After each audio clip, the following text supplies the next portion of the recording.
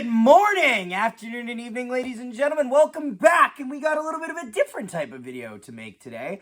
I want to do a prospect update video because a Winnipeg Jets prospect is officially an SHL champion. Elias Salomonsson has, I don't want to say quietly become, because in the hardcore circles, we have noticed his development over the past couple years, but he's obviously, being a defenseman, hasn't had the same flash and spectacle, so to speak, to his performances that other Jets fans are aware of. But he has quietly become the best defensive prospect that the Winnipeg Jets have. The only arguable one that goes next to him, I'd say, is Ville Heinola, but Ville Heinola also has a lot more years under his belt. For those of you who don't know, Elias Salomonsson was drafted in the second round of the 2022 entry-level draft in round 2 at spot 55, and was kind of overshadowed that year because that year the Winnipeg Jets had 2 first-round picks, being Rutger McGroarty and Brad Lambert, especially with Brad Lambert at that time had a lot of name value. It was a pretty complete draft class that the Winnipeg Jets had, and since that draft has concluded, all but 2 of the Winnipeg Jets players drafted in that draft have signed their ELCs to at least get their foot in the door in terms of the next step of becoming an NHL player. And one of those that hasn't signed is Rutger McGroarty. So you could really say it's just one that they're waiting on. Elias Salomonsson was so highly touted that the Winnipeg Jets signed into an entry-level contract before anything really happened. He was actually, I believe, the first guy of that draft class to be offered an ELC contract, which is also just because when you're not in college, you can get entry-level contracts a little bit quicker, because entry-level contract and a college player just means they're no longer in college. He's super young. He's 19 years old, and over the course of the last 2 years, he has been spectacular. I would define Elias Salomonsson as a puck-moving defenseman, and more importantly, a right-hand defenseman, puck-moving defenseman. Why is that important? Because right-handed defensemen have kind of been the Achilles heel for the Winnipeg Jets. Think of the last best 3 right-handed defensemen we've had in the last 3 years, maybe, and I think you've got Neil Pionk, Dylan DeMello. That's it. The right-hand side has been kind of a bit of a weakness for the Winnipeg Jets. Often they've had really good left-hand defensemen, and they've had to kind of work around that. Like, even, for example, Dylan Sandberg, when he plays with Nate Schmidt has to play on his opposite side as a left-handed defenseman on the right side because it's so weak. That's why I'm very happy that they actually have a really capable right-handed defenseman. I saw a little bit of him in Penticton. He ended up scoring a power play goal in that. Overall, it was a lackluster affair for the entire NHL Winnipeg Jets prospects, I'd say, in that 3-game tournament. However, he showed a lot of good promise, and he showed that he was easily the best defenseman there. He's a calming presence, a puck-moving defenseman that is really good at seeing seams and seeing lanes up the ice, and that's really important. A lot of where the Winnipeg Jets kind of get into trouble sometimes is their breakout passes. Some of their breakout passes are trying to do too much. Like, we rag on Neil Pionk, and I really don't want to continue that train here, but when he's making mistakes because he's trying to overthink himself, and he's trying to put a pass way too far up the ice that gets picked off. That's a problem that a lot of NHL defensemen have. Let's get that clear. Let's just get that clear.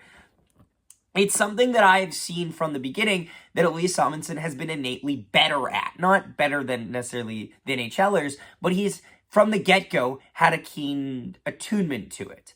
Also, he's not afraid to get involved in offense. He's not exactly what I would call a ostensibly offensive defenseman. However, he isn't afraid to move the puck aggressively in the offensive zone, and he even got power play time with the Young Stars Classic for the Winnipeg Jets.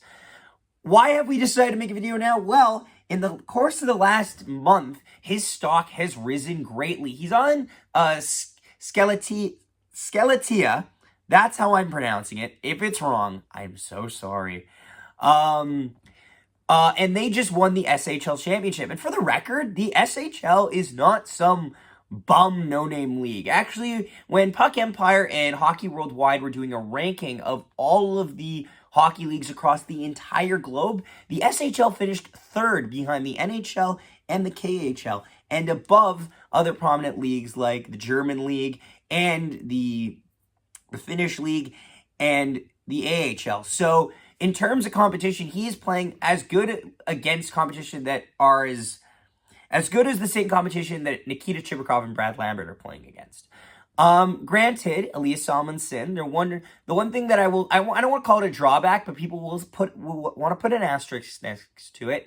He has had a stellar defensive partner in Axel Sandin Pellikka, who is also a highly touted draft pick of the Detroit Red Wings. That being said, both of them have looked spectacular in their own way. And he really needed this season. I can't stress this enough. Elias Salomonsson was probably my second most excited. I was the second highest most excited prospect to watch in the World Junior Championship, and he really never got the greatest opportunity to. He played in a more shutdown role for Team Sweden in an eventual silver medal effort. And the games where he could have probably played in a scoring role and really gotten a lot of points on the board, he was suspended because he unfortunately took a suspension 1 minute into 27 seconds into a game against Latvia. And I feel like that could have been a game where he could have racked up some points and wasn't able to. Since then, though, he's been on a tear with Skellefteå. Ha! I will get it right with his SHL team. And his SHL team did phenomenal. They ended up winning the championship for the first time since 2014, I believe, which is, again, no easy feat.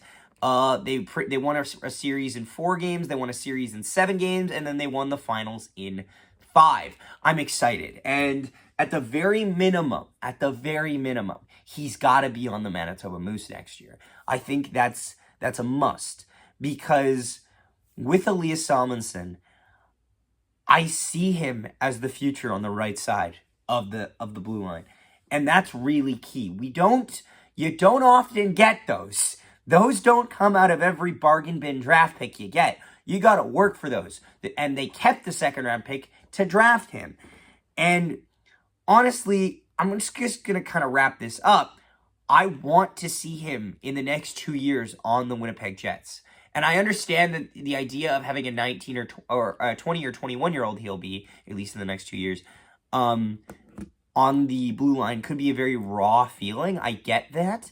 That being said, there is some of the development has to be a trial by fire, and putting him in sheltered minutes on the third pair, I think, is a good step to getting into the developmental process. I would love to see him work with guys like Josh Morrissey and Dylan Sandberg, because in my opinion, those two defensemen are on the opposite ends of the scales in terms of a really good, strong defensive defenseman in Dylan Sandberg and a really incredible offensive defenseman in Josh Morrissey. If you can get any lessons from those two defensemen, that will extremely increase your stock and show how you can further improve to excel in your game. And yeah, all of the reviews on Elias Salomonsson have been great. Scott Wheeler from The Athletic has especially done an amazing piece. I totally recommend you go read it, where he pretty much just breaks down where Elias was in terms of his rehabbing from injury, all of the struggles he's faced, and how he's been able to bounce back from that. And it's a great read. Yeah. Thanks so much for watching. I would love to hear your guys' thoughts on Elias Salomonsson. I have another prospect update video planned. However, I'm waiting because the OHL finals are on right now, and I have a hunch it's going to become a lot better when I post it after they're done. Thank you so much for watching. We'll keep you updated with all the ongoings of the Winnipeg Jets. We will make a coaching video coming out in the next maybe 5 days. I'll be covering that on some options on where the Winnipeg Jets can go with that. As always, my name is Zachary Nolan. Thank you so much for tuning in, and we will see you next time.